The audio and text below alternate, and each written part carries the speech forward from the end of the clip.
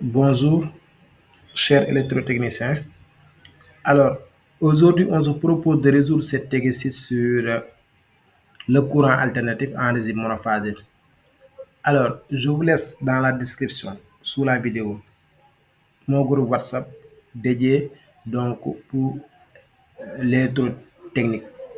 Donc, si vous avez besoin des exercices sur l'électrotechnique, vous pouvez intégrer le groupe WhatsApp. Tous les exercices que j'ai causés au niveau de la chaîne se trouvent là-bas. Donc, vous pouvez intégrer le groupe et poser vos questions et vous aurez des exercices et corrigés sur, sur l'électrotechnique et l'électricité de manière générale. Alors, sans plus tarder, on va commencer. On dit ici une installation monophasée 230 AC volts, 230 volts en AC, 50 Hz, comporte 30 lampes à incandescence de 75 watts. Chacune est un moteur monophasé de puissance utile de 2,25 kW, de rendement 0,75 et de facteur de puissance cos de phi égale 0,6. En 1, on demande de calculer l'intensité I1 donc du courant dans les lampes. 2. Calculer la puissance active absorbée par le moteur. 3. Calculer l'intensité I2 du courant dans le moteur. Et en 4, on demande de calculer la puissance active totale de l'installation, la puissance réactive totale de l'installation et la puissance apparente totale de l'installation. Et en 5e question, on dit de calculer l'intensité totale IT en ligne de l'installation ainsi que le facteur de puissance de l'installation.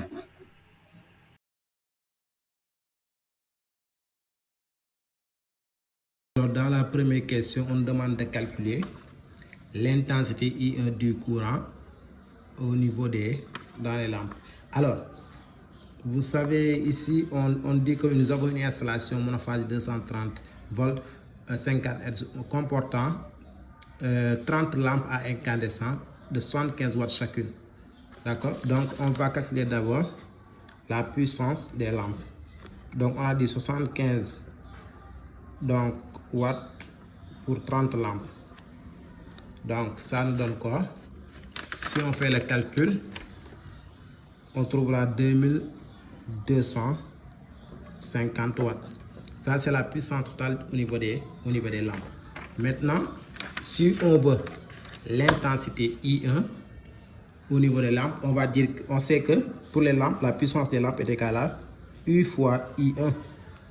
Implique que donc I1 que l'on cherche est égal à la puissance au niveau des lampes divisé par U. C'est-à-dire 2250 watts divisé par, on a dit une installation monophasée comportant 230 volts. Donc 50 Hz. Donc on va dire 230 volts. Donc I1 va donner quoi? I1 va donner, si on fait 2250 divisé par 230, tout calculé, on trouve 10 ampères. Voilà la première question, l'intensité I1 donc, du courant dans la lampe. Maintenant, dans la deuxième question, on demande de calculer la puissance active absorbée par le moteur. Donc, en 2, la puissance active absorbée donc par le moteur. Donc on sait que pour la puissance active c'est U fois I fois cos de phi. Mais cette information, cette formule, on ne peut pas l'utiliser puisque nous n'avons pas l'intensité du moteur.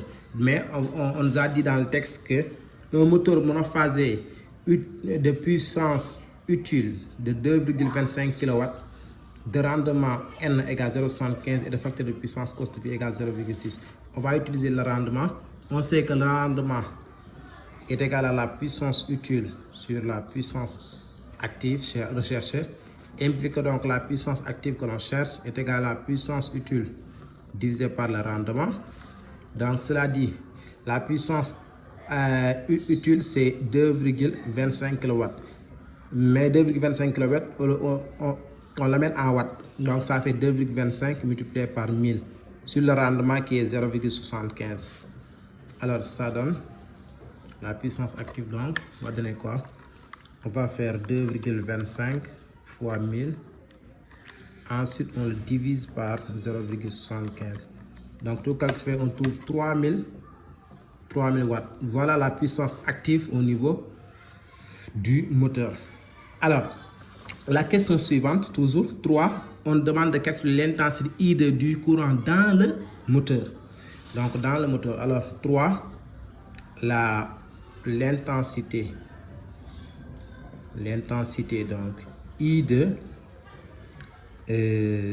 l'intensité I2 du courant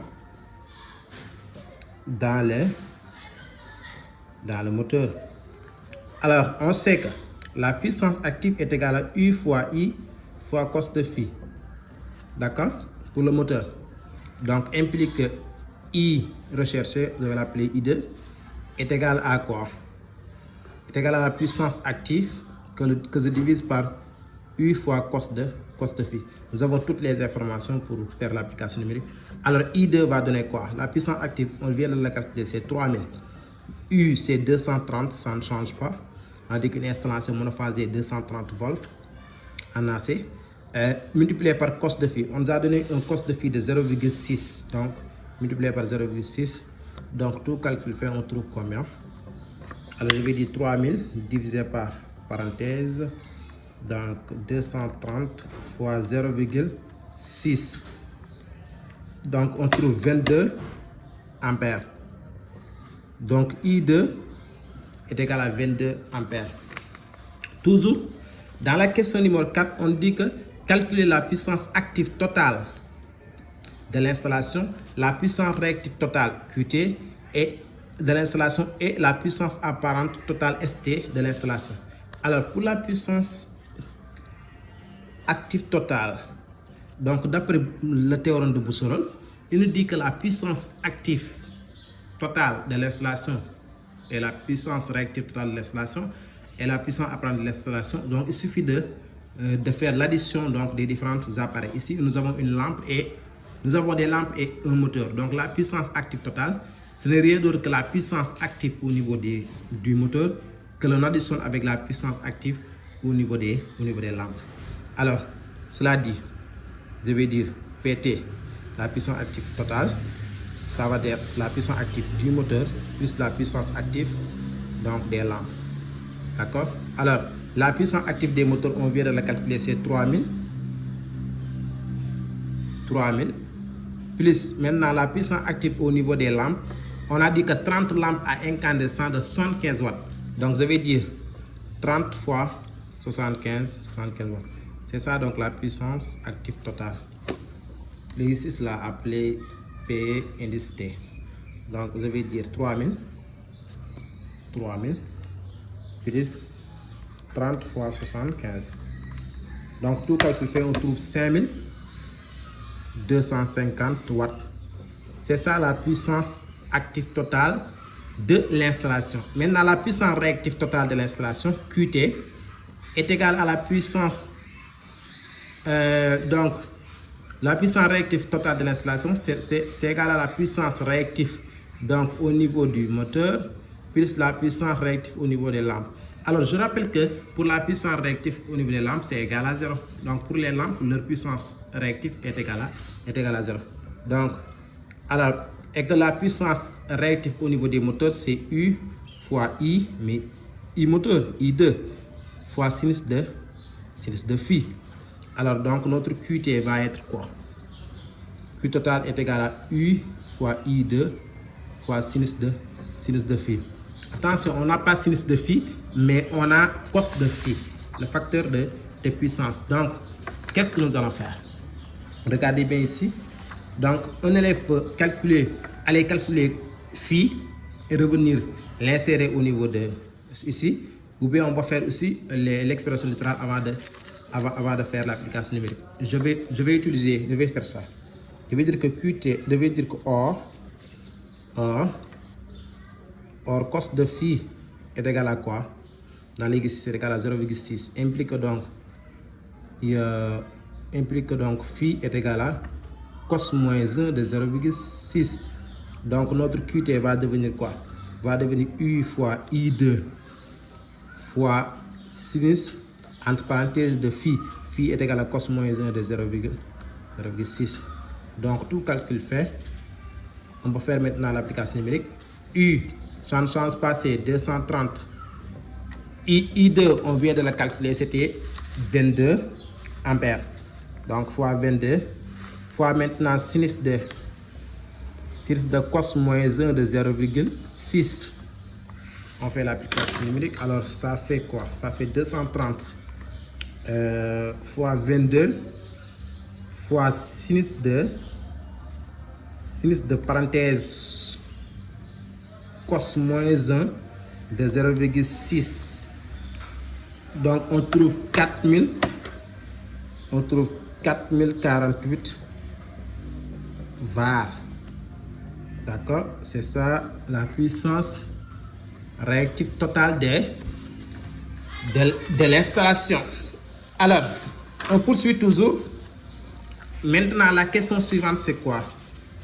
Toujours dans la question numéro 4, maintenant la puissance apparente ST de l'installation. Alors, connaissant la puissance active totale, la puissance réactive totale, on peut calculer la puissance apparente totale.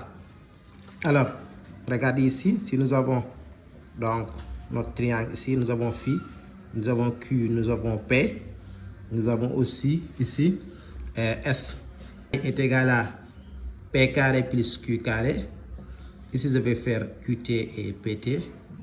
Voilà, c'est ça. Maintenant, j'aurai ST que l'on recherche est égal à racine carrée de PT carré plus Q indice T au carré. Donc, tout calcul fait, on va dire que la puissance active totale, c'est 5250 plus au carré plus Q au carré, c'est 4048 au carré. Donc, tout calcul fait, on trouvera donc 6629 volts ampères. C'est ça donc la puissance apparente de l'installation. Et enfin, la dernière question, on demande de calculer l'intensité totale IT en ligne de l'installation.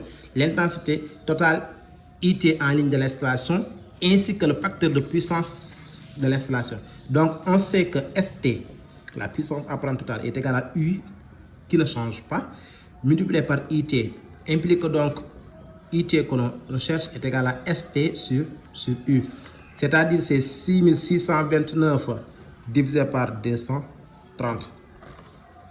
Alors 6629 divisé par 230. On trouve donc IT est égal à 29 ampères. C'est ça là, l'intensité totale donc, de l'installation. Et enfin, le facteur de puissance que je note K, qui est aussi appelé cos de phi, la nouvelle cos de phi de l'installation totale, est égal à P sur S. Regardez ici le triangle. Si je fais cos de phi est égal à côté adjacent P sur hypoténuse S. Donc, cela veut dire P, je vais dire P, donc P, on avait 5250 que je divise par ST, 6629. Donc, K qui est égal à cos de phi est égal à quoi? Donc, je vais 5250 divisé par 6629. Donc, on trouve 1. Donc, notre cos de phi est égal à 1. Donc, c'était tout pour cet exercice. Au revoir.